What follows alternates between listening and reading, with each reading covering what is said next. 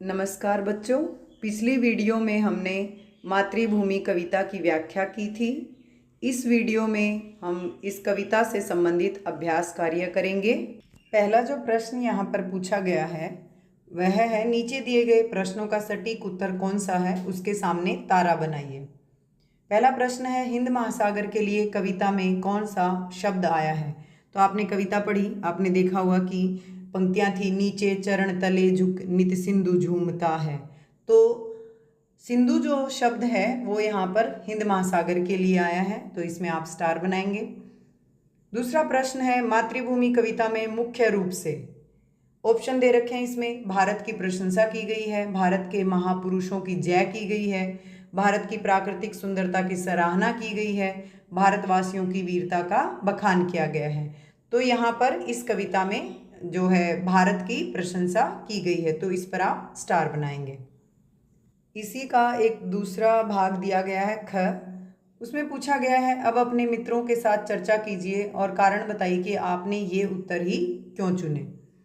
तो जो पहला प्रश्न था जिसमें हमने सिंधु उत्तर चुना, तो हम कह सकते हैं कि कविता की जो पंक्तियां हैं उसमें जो पंक्ति आई है उसमें सिंधु शब्द का प्रयोग किया गया है। और सिंधु हम सबको पता है कि सागर का, समुद्र का पर्यायवाची शब्द है, इसलिए ये जो शब्द सिंधु हमने चुना। दूसरे का उत्तर हमने चुना था भारत की प्रशंसा की गई है।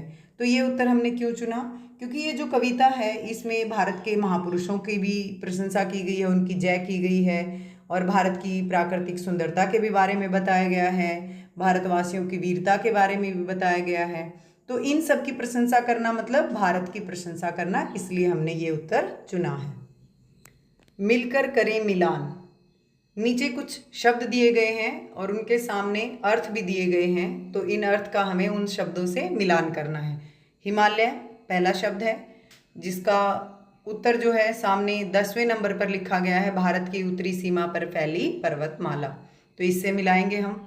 दूसरा है त्रिवेणी, कविता में हमने पढ़ा था 3 नदियां जहाँ पर मिलती हूँ, तो नंबर 4 पर इसका उत्तर सही मिल रहा है, तो इससे मिलान करेंगे, 3 नदियों की मिली हुई धारा संगम।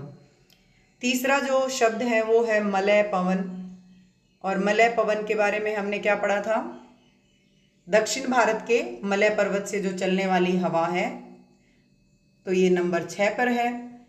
चौथा जो शब्द है वो है सिंधु, और सिंधु शब्द हमें पता है समुद्र का पर्यायवाची होता है, तो देखिए इसमें कहाँ पर लिखा हुआ है, 8वें नंबर पे लिखा हुआ है समुद्र या फिर एक नदी का नाम। पांचवा जो शब्द है वो है गंगा यमुना। गंगा यमुना हमें पता है कि भारत की नदियां हैं, तो 3 नंबर पर इसका मिलान होगा, भारत की प्रसिद्ध नदियां। छठा शब्द है रघुपति। रघुपति श्री राम जी को ही कहा जाता है, तो 5वें नंबर पर आप देखें, श्री रामचंद्र का एक नाम, राजा दशरथ के पुत्र। अगला शब्द है श्री कृष्ण। श्री कृष्ण से हम सभी परिचित हैं, 2 नंबर पर इसका उत्तर दिया गया है, वसुदेव के पुत्र वासुदेव। अगला शब्द है सीता। सीता राजा जनक की पुत्री थी, 9 नंबर पर इसका मिलान होगा। अगला शब्द है गीता। गीता जो है श्रीमद् भागवत गीता हम सबको पता है, 7 नंबर के साथ इसका मिलान होगा। और अंतिम शब्द है गौतम बुद्ध।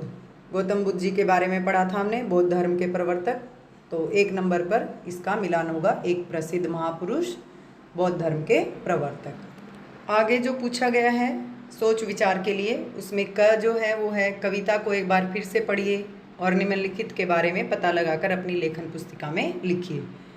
इसमें 5 सवाल आपसे किए गए हैं। पहला है, कोयल कहाँ रहती है। हमने कविता में पढ़ा था ना, कहाँ रहती है, आम के बगीचों में। दूसरा है, तन मन कौन संवारती है। तो कौन संवारती है तन मन, मलय पर्वत से आने वाली जो हवा है वो तन मन संवारती है। तीसरा है, झरने कहाँ से झरते हैं। तो झरने कहाँ से झरते हैं, जो पर्वतीय क्षेत्र हैं, जो पर्वत है वहाँ से झरने झरते हैं। चौथा है, श्री कृष्ण ने क्या सुनाया था। तो क्या सुनाया था, कविता में हमने पढ़ा था ना कि उन्होंने गीता का उपदेश दिया था। पांचवा जो है वो है, गौतम ने किसका यश बढ़ाया। गौतम ने हमारे देश भारत का यश बढ़ाया। आगे जो प्रश्न पूछा गया है उसमें पूछा गया है, नदियां लहर रही हैं, पग पग छहर रही हैं, लहर का अर्थ होता है पानी का हिलोरा, मौज, उमंग, वेग, जोश। छहर का अर्थ होता है बिखरना, छितराना, छिटकना, फैलना। प्रश्न पूछा गया है कहाँ कहाँ छटा छहर रही है। आपने कविता पढ़ी, उसमें था ना कि जगमग छटा निराली पग पग छहर रही है, तो यानी हर जगह पर छटा छहर रही है। और किसका पानी लहर रहा है, तो क्या दिया था, नदियाँ लहर रही हैं, तो इसका मतलब हुआ कि नदियों का पानी लहर रहा है। आगे मिलान करना है स्तंभ 1 से स्तंभ 2 का। पंक्तियाँ दे रखी हैं, वह जन्मभूमि मेरी वह मातृभूमि मेरी, तो इसका मिलान कहाँ होगा, आप देखिए 2 नंबर में है, मैंने उस भूमि पर जन्म लिया है, वह भूमि मेरी माँ समान है। दूसरे नंबर पर पूछा गया है चिड़ियाँ चहक रही हैं हो मस्त झाड़ियों में, तो सामने आप देखेंगे 3 नंबर में लिखा गया है वहाँ की जलवायु इतनी सुखदाई है कि पक्षी पेड़ पौधों के बीच प्रसन्नता से गीत गा रहे हैं। तीसरा है अमराइयाँ घनी है कोयल पुकारती है, तो इसमें हमारे पास जो पहले नंबर पर लिखा गया है, यहाँ आम के घने उद्यान हैं जिनमें कोयल आदि पक्षी चहचहा रहे हैं। आगे दिया गया है थोड़ा भिन्न थोड़ा समान। नीचे दी गई पंक्तियों को पढ़िए। जग को दया सिखाई जग को दिया दिखाया। दया और दिया में केवल एक मात्रा का अंतर है, लेकिन इस एक मात्रा के कारण शब्द का अर्थ पूरी तरह बदल गया है। आप भी अपने समूह में मिलकर ऐसे शब्दों की सूची बनाइए जिनमें केवल एक मात्रा का अंतर हो, जैसे घड़ा, घड़ी।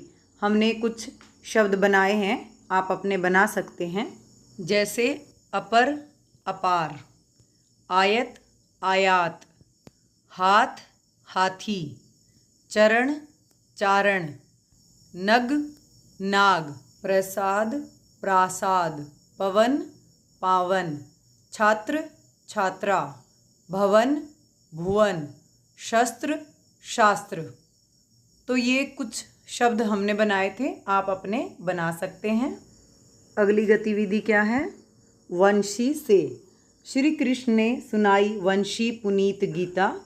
वंशी मतलब बांसुरी को कहते हैं। यह मुंह से फूंक कर बजाया जाने वाला एक वाद्य यानी बाजा है। नीचे फूंक कर बजाए जाने वाले कुछ वाद्यों के चित्र दिए गए हैं।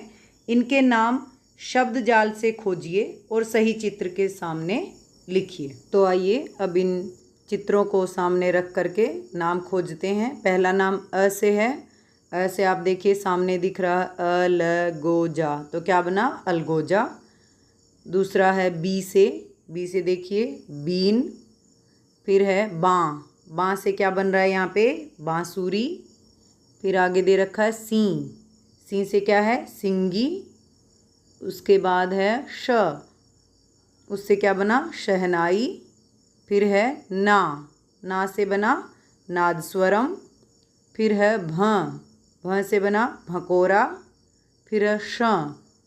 श से बना शंख। अब आप आगे दिए गए चित्रों के नीचे इन नामों को लिख लीजिए, जैसा कि सामने चित्र में आपको दिखाई दे रहा है। आगे एक पहेली दी गई है जिसमें कुछ अक्षर दिए गए हैं और उन्हें मिलाकर आपको एक सार्थक शब्द बनाना है। तो पहला यहाँ पर बना रखा है महासागर। दूसरा बनेगा हिमालय। तीसरा गंगा। चौथा बनेगा भारत। पांचवा कलियाँ। छठा पवन। तो बच्चों, इस तरह से ये जो पहली कविता थी हमारी मातृभूमि, उसका पाठ से संबंधित अभ्यास कार्य समाप्त हुआ। अगली वीडियो में अगले पाठ के साथ मिलेंगे। आप अपना ख्याल रखिए, स्वस्थ रहिए, खुश रहिए। धन्यवाद।